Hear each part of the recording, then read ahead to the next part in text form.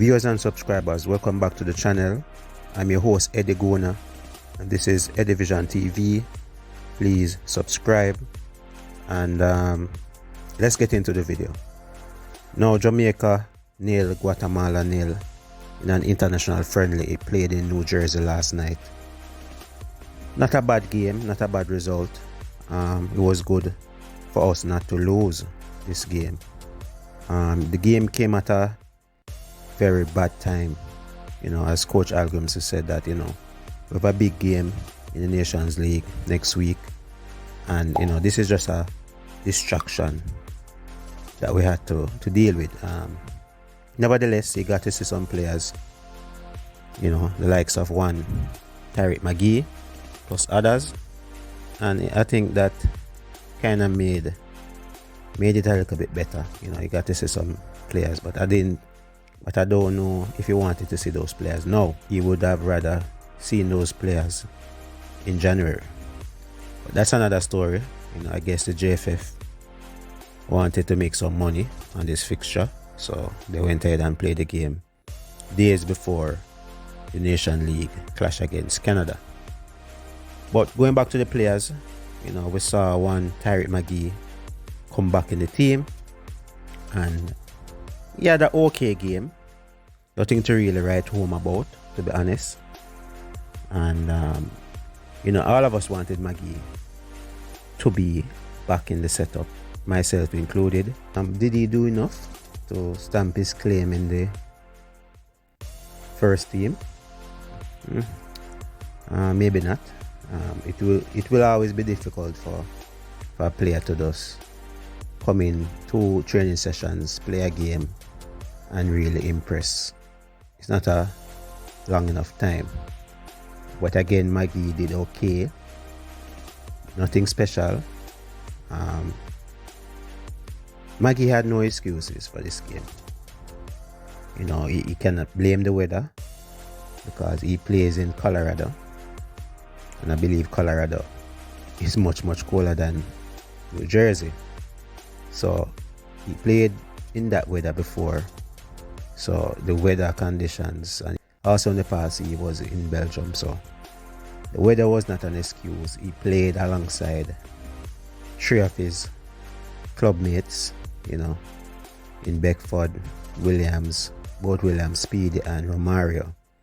So he had familiar faces in the team with him, players who he were comfortable with. So I don't understand, I don't understand his performance, his overall performance. Magee, the only positive, he looked good when there were with Magee now. The major positive with Magee, he looks good when there is no pressure. When he collects the ball with no pressure around him, he's able to turn, lay off a pass. Simple. But the game is not always going to be like that. As soon as Magee comes under pressure, he loses the ball, or his touch is not good enough, or he falls over. So I think he needs to be better when protecting the ball under pressure. Try to keep it some more. You know what I mean? He tends to get bullied off the ball, so maybe more gym work. But that's the thing. When he's surrounded and under pressure, one time, maybe have to choose that option. Play a one-time pass. But he has a lot of work to do.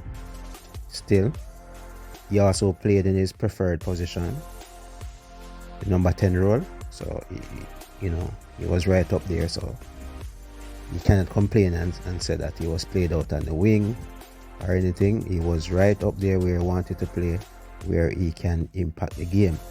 But we didn't see Magee impact the game very, very much. Playing in that number 10 role, Magee needs to be able to go in the pockets and find space, because that's what he needs.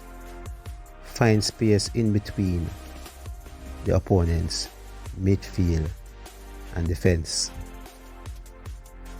That's where Magee should be. Try and find spaces there where he can operate. One or two half chances where he actually created space and got space, but his decision making wasn't the best. One time he could have dribbled into the box and took a shot, but he delayed and then played a safe pass over to the left to Beckford. Another time he played a wonderful through pass to Javian Brown on the right side overlapping. But we didn't see much of that. So an average performance from Tyreek Magee. You know, he came under a lot of pressure in this game. A lot of persons wanted to see Magee do well, and I know he wanted to do well as well. But some things did not come off as planned. He was isolated for large parts of the game as well, not getting the ball, not being able to impact the game. So if I want to be honest, I would rate Magee's performance a 6 out of 10. Just a little bit over average. You know, nothing spectacular, but we saw a few glimpses of things that may come in the future. But as I said earlier, still has a lot of work, and hopefully he'll get another chance and he'll be able to showcase maybe even the better players around him. Not a knock on the players who we played with, but you know, some players need high level talent around them to really shine. But at the same time, Tyreek Magee needs to do his part. He wasn't good off the ball. At times he pressed, but you know, unsuccessful. We saw Demara Phillips actually doing a good job with and without the ball, coming back and winning tackles and starting counter attacks. So if Magee could add that defensive aspect to his game, you know, it will be much easier for him to break in the team. He should be able to come back and put in a tackle and win a ball. So that's about it. Not the player of the match for me. For me, I'll give the player of the match to Jamaica Topi. I believe he was excellent at the back. Calm things down, you know, read the game well, won balls in the air. His touches were excellent. One touch over the top. Didn't attempt a lot of long balls, but when he did, they were on target for the most part. So, you know, he was a rock at the back here. So for me, play the game, Jamaica Topi, the man from Mount Pleasant. There's a poll in the community tab, player of the match. You guys can go over there and vote on that one and let me know who was your player of the match. Also, under this video, drop your comments on what I have to say about Tyreek Magee. Do you disagree or do you agree? Let me know what you thought about Tyreek Magee's comeback game for the Reggae Boys. I'm Eddie Guna. Thanks for watching. Always remember, like, share, and subscribe. Hi, I'm Daniel Blake, sports journalist, telling you to like, share, and subscribe to Eddie Vision.